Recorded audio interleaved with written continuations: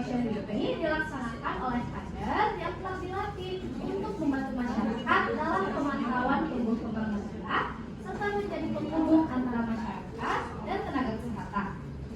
Nah, pemantauan pertumbuhan balita ini dilakukan melalui buku KIA dengan menggunakan indikator berat badan per umur, tinggi badan per umur, berat badan per kilogram, dan lingkar kepala per umur. Nah, tetapi kenyataannya masih banyak yang dilakukan pengukuran berat badan per umur saja. Dalam menggunakan bidang KIA meliputi pemahaman indikator pertumbuhan balita, kemampuan melakukan plotting berat badan per umur, panjang badan per umur, berat badan per panjang badan, dan lingkar kepala per umur secara benar, serta dari membacanya, menginterpretasikannya, hasilnya hingga menentukan tindak lanjut yang sesuai. Gimana sih tindak lanjut untuk balita yang kurang lihat status gizinya kurang gitu. Jadi bisa benar gitu, interpretasikannya. Apa itu buku KIA? Buku KIA atau buku kesehatan ibu dan anak adalah buku catatan kesehatan yang diberikan kepada setiap ibu hamil dan anak balita di Indonesia. Buku ini dikeluarkan oleh Kementerian Kesehatan RI sebagai pemantauan kesehatan ibu dan anak secara menyeluruh. Kemudian isi buku KIA yakni ada identitas ibu dan anak, catatan kesehatan ibu, catatan kesehatan bayi dan balita, serta informasi edukasi. Ini terdapat fungsi buku KIA yang pertama sebagai alat pencatatan. Nah, perkembangan ibunya, ibu dan anak seperti berat badan, tinggi badan, lingkar kepala itu dapat dipantau secara rutin di buku KIA. Nah, kemudian sebagai alat komunikasi antara orang tua, kader dan tenaga kesehatan. Cara pengukuran tinggi badan atau panjang badan untuk bayi di bawah 2 tahun itu menggunakan infantometer. Betis, bokong, bahu dan kepala menempel ke alat. Kemudian pandangan lurus ke depan. Sikat rambut dilagu-lagu. Sedangkan untuk cara pengukurannya sendiri itu letakkan pita ukur melalui dahi serta di atas alis. Kemudian untuk indikator pertumbuhan pada buku KIA itu ada BBPU. Yang disebutkan oleh rekan saya tentang isinya buku KIA, yaitu isinya buku KIA itu apa saja, terus cara di sini misalkan nanti sudah terdapat data misalkan di anak laki-laki lain yang tadi kan yang di KMS kan BBPU. Nah sekarang mencoba indikator berat badan menurut panjang badan untuk bayi usia 0 sampai 2 tahun. Semua sudah familiar banget sama grafik ini karena sudah terbiasa ya Bu.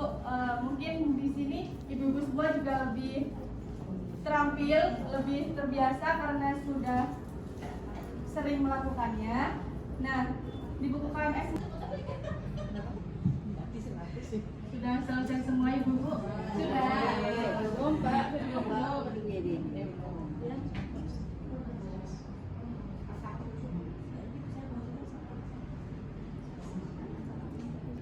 Baik ibu-ibu, terima kasih telah meluangkan waktunya untuk mengisi post test ini sebagai indikator keberhasilan dari pembinaan ini. Nah, gimana ibu-ibu hasilnya dari nilai pretest dan nilai post testnya? Apakah ada kenaikan atau ada yang turun atau yang udah 100 dari pretest dan post testnya? Tapi kebanyakan ya mungkin dari ibu-ibu di sini karena sudah terlihat tadi banyak yang bilang 100, mungkin sudah banyak 100 dari awal ya ibu-ibu. Nah, kemudian terima kasih atas kehadirannya. Kemudian ibu-ibu di sini itu sudah sangat aktif, sudah mengikuti kegiatan dengan baik. Kemudian semoga apa yang kita pelajari tadi bisa diterapkan di Posyandu bulan berikutnya. Nah, mungkin dengan adanya program pembinaan kader ini dapat meningkatkan kualitas pelayanan di Posyandu maupun keterampilan para ibu kader agar lebih terampil di memploting hasil pengukuran di semua indikator. Nah, tapi untuk memplotting di semua indikator ini memiliki kekurangan ya Ibu-Ibu, karena kan di posyandu itu kan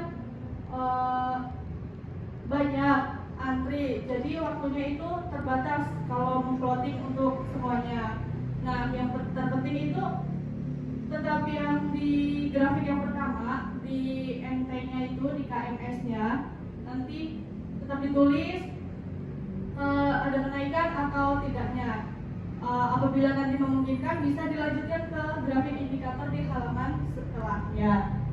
Mungkin itu saja, cukup sekian Ibu dari kegiatan ini. Bisa kami simpulkan bahwa mencegah stunting itu tidak hanya tentang pemberian nutrisi yang tepat, melainkan juga melibatkan pendekatan dari empati yang mendalam dalam setiap interaksi dengan keluarga. Kemudian dengan mendengarkan, memahami, dan memberikan dukungan emosional yang penuh kasih, kita dapat membangun hubungan yang lebih kuat dan memberikan solusi yang lebih mudah diterima dan juga praktis untuk masyarakat. Semoga ilmu yang kita berikan hari ini bisa bermanfaat tidak untuk diri kita